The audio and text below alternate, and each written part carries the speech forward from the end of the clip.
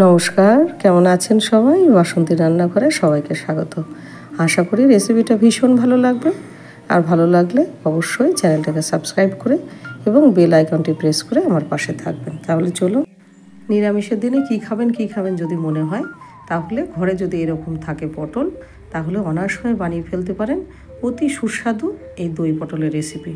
এবং এটা সম্পূর্ণ নিরামিষ, আর ভাতের সাথে তো বটেই, তার সাথে রাইস এবং রুটি, পরোটা, লুচির সাথে একদম আঙুল চেটে পুটে অনায়াস হয়ে থালা পরিষ্কার করে আপনি খেতে পারবেন, এতই সুন্দর লাগে।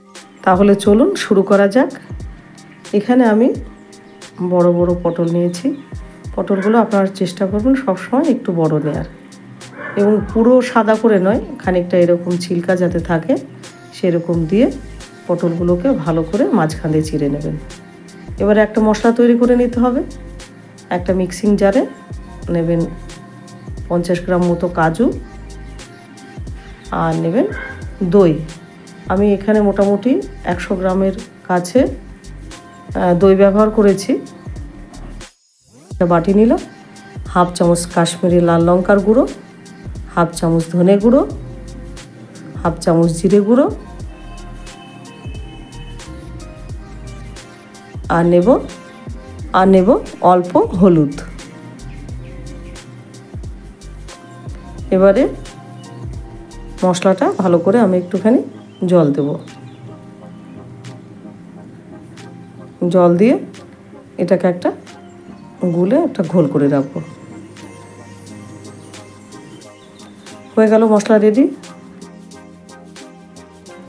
এবার একটা কড়াই বসিয়ে তাতে সর্ষের তেল দিয়ে নিলাম।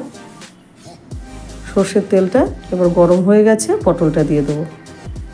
সব পটলগুলো দিয়ে দিলাম একসঙ্গে। এবার পটলটা ঢেকে দিয়ে এবার আস্তে আস্তে পটলটা ভেজে নেব। পটলটা দেখেন কি সুন্দর ভাজা হয়ে গেছে, পুরো ব্রাউন। খেয়াল রাখতে হবে পটলটা যেন বেশি পুড়ে না যায়। সুন্দরভাবে পটলটা হয়ে গেছে। এবার পটলটাকে তুলে নেব। এবার যেটুকু তেল আছে ওর মধ্যে আরেকটু তেল দেব। গরম হয়ে গেছে, দিলাম 2টো শুকনো লঙ্কা ফোড়ন, তারপরে দেব একটা এলাচ এবং একটা তেজপাতা। এবার এটাকে ভালো করে নাড়াচাড়া নিয়ে যখন সুন্দর গন্ধ বেরোবে, তখন ওই ড্রাই স্পাইসের ঘোলটা দিয়ে দেবো।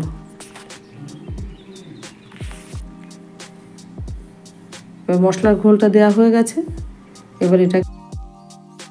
এবার নাড়তে থাকবো। খানিকটা মশলার জল শুকিয়ে গেলে এবার তারপরে দেব লবণ,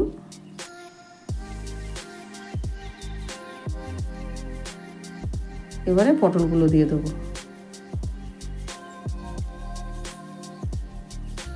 পটলগুলো দিয়ে ভালো করে নাড়াচাড়া দিয়ে এবারে এটাকে ঢাকা দিয়ে দেবো।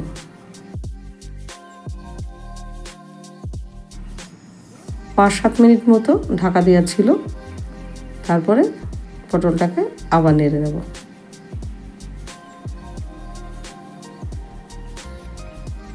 এবার দেব একটু মিষ্টি। একটু মিষ্টি না দিলে কিন্তু নিরামিষ তরকারিটা অতটা ভালো লাগে না।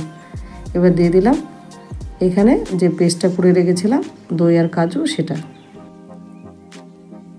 এবারে মশলাটা দিয়ে যতক্ষণ না মশলাটা ভালো করে কষছে ততক্ষণ নাড়তে হবে।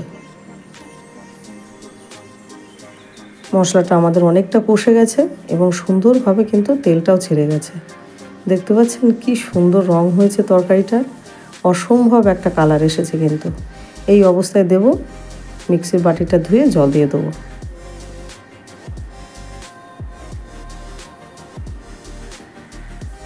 জল দিয়ে দিলাম। এবার এইটা একটু নাড়াচাড়া দিয়ে নেব,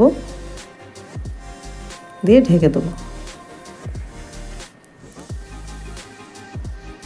এবার আমি প্রায় 7 মিনিট হয়ে গেছে।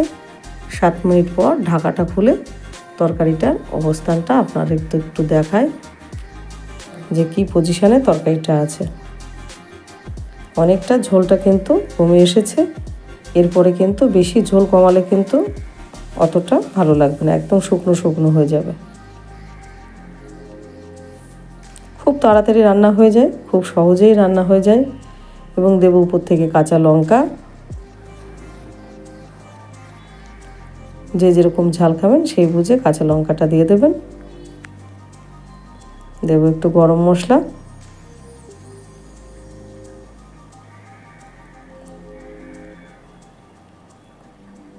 এবং তরকারিটা কিন্তু প্রায় হয়ে এসেছে। এবার 5 মিনিট মতো ফোটাবো। এই যে তেল ছেড়ে উপরে এসে গেছে। আমরা কম বেশি ভালো রান্না করি, তারা কিন্তু তরকারির চেহারা দেখে বুঝতেই পারি যে তরকারি কীরকম হয়েছে এবং তরকারির স্বাদও কিন্তু কীরকম হবে। তাহলে সেটা আপনারা কমেন্ট সেকশানে লিখবেন যে রেসিপিটা আপনাদের কেমন লাগলো, আর বাড়িতে অবশ্যই একবার হলেও ট্রাই করবেন। তাহলে চলুন এবার প্লেটিং করে দিই।